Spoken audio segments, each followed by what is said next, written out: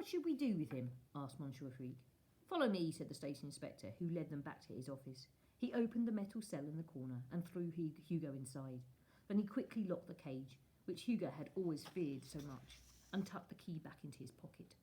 The station inspector turned to Madame Emile and Monsieur Freak. I promise you both he won't escape this time. I'll call the police and you'll never be bothered by this slippery rat again. The station inspector smiled when he said this, but it wasn't a friendly smile. It was a mean and dangerous smile. Madame Emile and Monsieur Freak bid well to the station inspector, leaving him alone with Hugo. The station inspector called the police station. They said to Hugo, Are you sure you don't want to confess now? No. Well then, I'll be back with a few of my friends. Don't go anywhere while I'm away. The station inspector laughed as he left the office and closed the door behind him. Hugo sat there like an animal, wet and shivering in the corner of his cage. He wished Isabel were here with one of her bobby pins.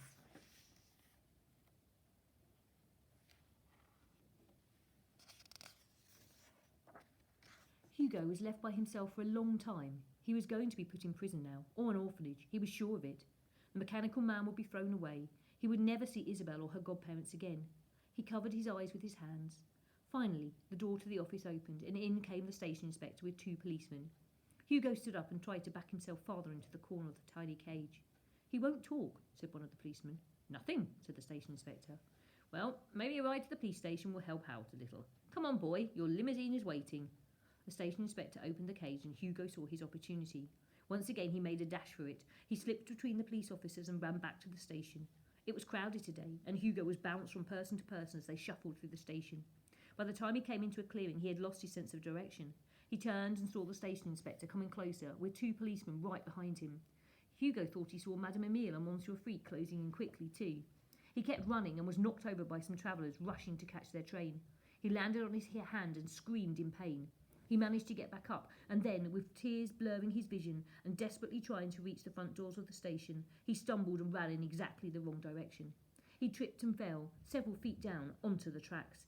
He looked up into the face of a train barrelling into the station. From somewhere behind him he thought he heard a scream. The horrible sound of the brakes being pulled, coupled with the metallic screech of the wheels against the rails, made it seem like the whole station was about to collapse around him. The black engine was zooming right towards Hugo, and he was caught, unable to look away, as though he was watching a movie.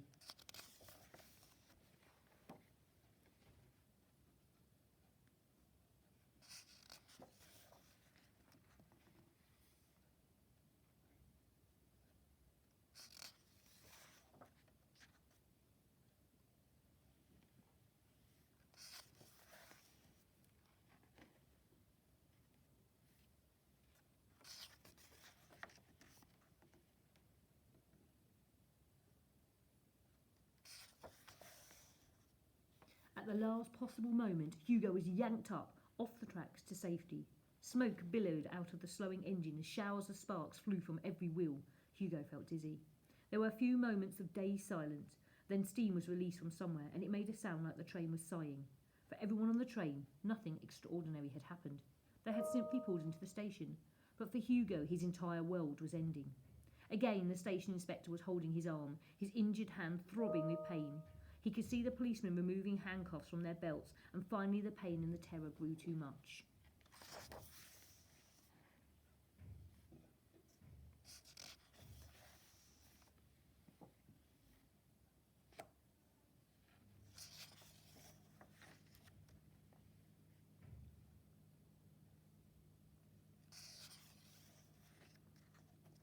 When Hugo opened his eyes, all he could see was stars and moons and what looked like a rocket ship. It was the cape from a trip to the moon, and George Millet was wearing it. Ah, welcome back, Hugo Cabaret, he said, holding the boy's head in his lap on a bench in the station inspector's office. Standing behind Hugo was Isabel, leaning on her crutches. Drink this, she said as she handed him a cup of water. I knew something was wrong, she continued. It was taking you much too long to come back home. Papa Georges insisted on coming with me. The station inspector reached forward for Hugo, but the old man said, in his most dramatic voice, Take your hands off him. I'm sorry, sir, but as I was saying earlier, this boy was caught stealing from the cafe and from the timekeeper, who has disappeared mysteriously. We believe he might be involved. Hugo saw that Madame Emile and Monsieur Freak had made their way into the office and were listening to everything. Tell him what you know, Hugo, said Georges Millet.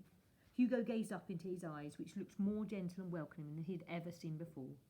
He whispered, It's fine, Hugo. You're coming home with us. Now tell the station inspector what you know." Hugo looked up at the station inspector. "The timekeeper was my uncle, and I was his apprentice, but he drank, and he disappeared a while back, and I had to steal milk and croissants because I was hungry, and I've been taking care of the clocks ever since, and now he's dead and it will be in the papers tomorrow."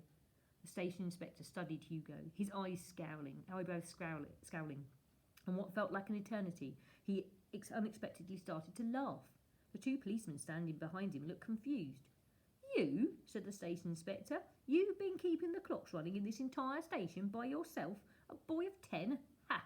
"I'm 12, said Hugo. The station inspector continued to laugh. "Well, old man, your little friend has quite a good imagination. Don't you think we would have known if the timekeeper was dead?" "He is dead," said Madame Emile. "The boy is telling the truth." "I'll vouch for that," said Monsieur Freak. "But what was that thing you were stealing in the timekeeper's apartment?" "I wasn't stealing it," said Hugo, who looked up at the old man and said, "I dropped it. It's broken again." "I'm not worried about that. I think between the two of us we can have it fixed up pretty quickly." Georges Millet turned to the station inspector. "You can't steal something you already own now, can you? That machine is his. We'll figure out how to repay you, madame, for the milk and the croissants, but now I think it's time for us to get out of this station." He helped Hugo stand. The children were enveloped by the soft folds of the old man's cape, and together they all headed home.